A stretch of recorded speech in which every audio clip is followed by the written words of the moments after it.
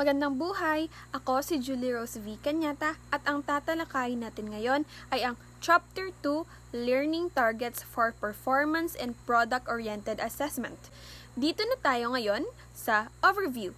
Sinasabi dito na ang definisyon ng performance-based assessment ay nakabatay sa author, discipline, publication, and intended audience. Ang performance-based assessment ay sinusukat ang kakayahan ng mga estudyante na gamitin ang mga kasanayan at kaalaman ng natutunan mula sa isang unit o unit ng pag-aaral. Halimbawa nito ay ang group projects like research, business plan, group presentation, and experiments na by group. So, what to expect? At the end of the lesson, the students can revisit Bloom's taxonomy of educational objectives, compare thoroughly the three domains of learning objectives, and re-examine what learning target is all about.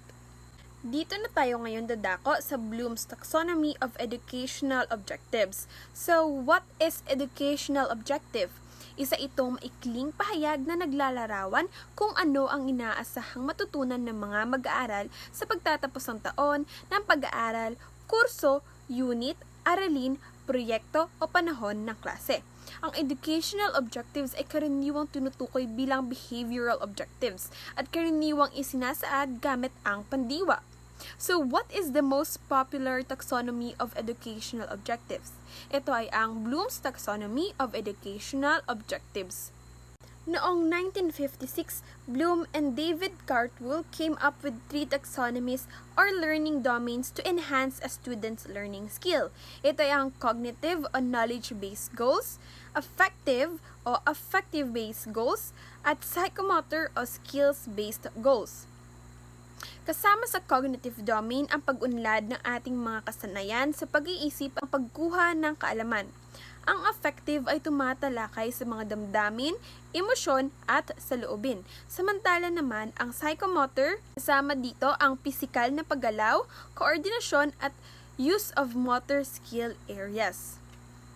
Each domain consists of different levels of expertise with varying degree of complexity. The succeeding sections describe the taxonomies for the psychomotor domain and affective domain. So, sa mga susunod na slide ay tatalakayin natin ang psychomotor at ang affective domain. Tatako na tayo ngayon sa affective domain. The affective domain includes the manner in which we deal with things emotionally, such as feelings, values, appreciation, enthusiasm, motivations, and attitudes. Kaya, ang affective domain ay tumatalakay sa mga damdamin, emosyon, at saloobin. The 5 major categories are listed from the simplest behavior to the most complex. Sa ngayon, makikita nyo ang table ng affective domain. So, ang unang level ay ang receiving. Awareness or passive attention to a phenomenon or stimulus. Ito ay nagsasangkot ng passive na pagbibigay pansin at pagiging mulat o being aware sa pagkakaroon ng ilang mga ideya, material o phenomena. Sa antas na ito, ang mag-aaral ay inaasahang dadalo sa sesyon ng pag-aaral, magkaroon ng kamalayan, handang makinig o tumanggap at maging alerto. Kung wala ang antas na ito, walang pag-aaral na maaaring mangyari. Ang susunod na level ay ang responding, means active attention and response to a particular phenomenon or stimulus. Aktibong nakikilahok sa proseso ng pagkatuto. Hindi ka lamang aware sa isang stimulus, ngunit tumutugon ka na dito sa ilang paraan. Sa antas na ito, ang mag-aaral ay magiging handang tumugon, may reaksyon at hindi lamang nakikinig sa kaalamang ibinibigay at makontento na tumugon. Sa antas na ito, may maiambag ka na at hindi lang tumatanggap ng impormasyon. Sila rin ay tutugon dito sa kanilang sariling paraan. Sila o ikaw ay tutugon na sa iyong sariling paraan.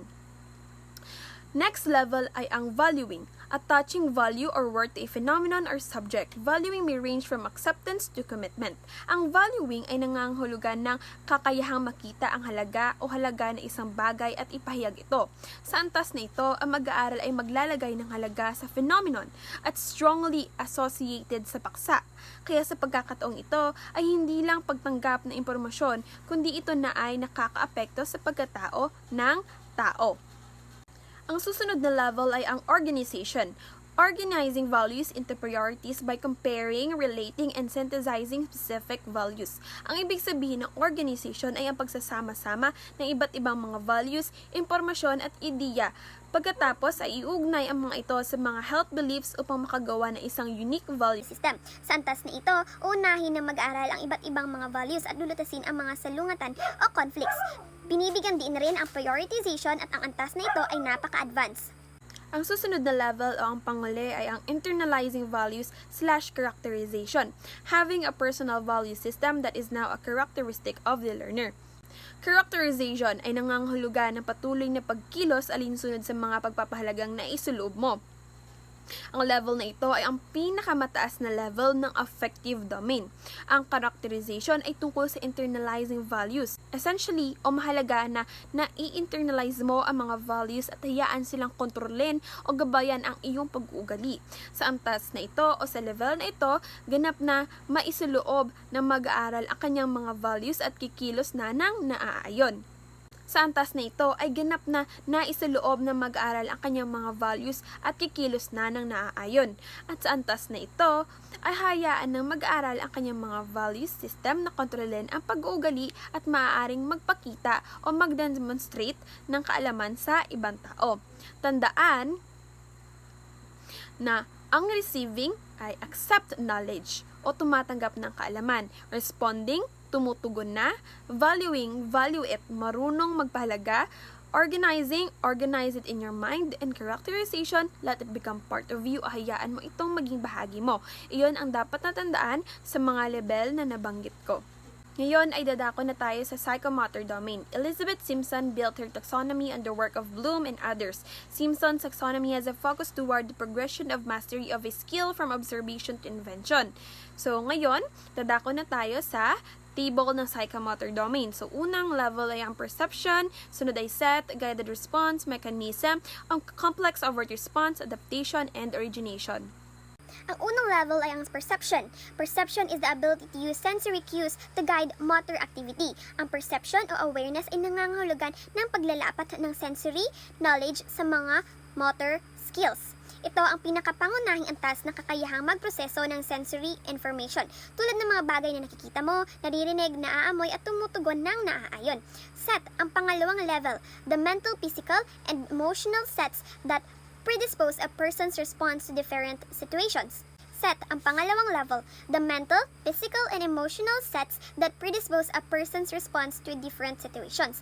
Nangangahulugan ng kahandaang kumilos. Ito ay tungkol sa kung paano tayo handa para sa isang bagay na mangyari o alam mo na kung anong gagawin sa isang particular na sitwasyon. Ito ang iyong mindset. Ito ay ang mental, na physical at emotional na mga disposisyon that make you respond sa isang tiyak na paraan sa isang sitwasyon. The third level is guided response, demonstration of complex skill through guided practice like imitation and trial and error. Ang guided response ay ang maagang yugto ng pag-aaral ng isang komplikadong kasanayan at kabilang dito ang imitasyon at trial and error at pagsasanay upang makamit ang kasapatan ng pagganap. The fourth level is mechanism. Learned responses have become habitual and movements can be performed with some degree of confidence and proficiency. Ang mekanismo ay ang intermediate na yugto sa pag-aaral ng isang komplikadong pisikal na kasanayan. Kaya sa mekanismo, ang mga natutunang tugon ay naging nakagawian at ang mag-aaral ay may level of confidence at kasanayan sa pagganap ng kilos o paggalaw. The fifth level is complex overt response, performance of motor acts that involve complex movement pattern in a quick, accurate, and highly coordinated manner, characterized by automatic performance and performance without hesitation. Nangangahulugan na kayang magsagawa ng isang mahirap na gawain ng may kasanayan. Ang mga komplikadong paggalaw ay nagagawa na mabilis, tumpak at with minimum wasted effort, kasama ang pagganap ng walang pag-aalinlangan at automatikong pagganap. The sixth level is adaptation. Psychomotor skills are well developed and the person can modify movement pattern to fit special requirements. Ang adaptasyon ay ang kakayahang baguhin ang mga natutunang kasanayan. Sa antas nito, ang mga kasanayan ay mahusay na binuo. Ang iyong mga kasanayan ay napakahusay na binuo na maaari mong baguhin ang mga pattern ng paggalaw upang umangkop sa mga special requirements. The seventh level or the last level is origination, creating new movement patterns to fit a particular situation or specific problem. Learning outcomes emphasize creativity based upon highly developed skill. Ang ibig sabihin ng origination ay paglikha ng mga bagong pattern ng paggalaw. Ito ay ang kakayahang lumikha ng bagong movement para sa isang particular na sitwasyon o problema. Tandaan, sa perception, ang tao ay may kamalayan lamang sa motor activity o kasanayan. Sa set naman ay handa na ang tao na kumilos o sundin ang kasanayan. Sa guided response, ang individual ay gumagaya o nagsasanay at subukang gayahin ang mga hakbang sa pagganap ng kasanayan o paggalaw. Sa pang-apat na level naman na ang mechanism, ginagawa na ngayon ng tao ang kilos o ang movement ng may kahusayan at kumpiyansa. Sa susunod na level, complex overt response, ang tao ngayon ay otomatikong nagsasagawa gawa ng paggalaw o pagkilos tulad ng isang eksperto. Sa pang-anim na level naman, ang adaptation, ang tao ngayon ay gumagamit ng set ng mga kasanayan o sinusubukang buguhin ang ilan sa mga hakbang sa isang particular na paggalaw o kasanayan upang matugunan ang isang sitwasyon o problema. At ang panghuli na level ay ang organization. Ang tao o individual ay maaari na ngayong subukan na lumikha ng isang bagong pattern o paggalaw o kasanayan sa isang tiyak na sitwasyon. Iyon lamang po ang aking pag-uulat. Maraming salamat.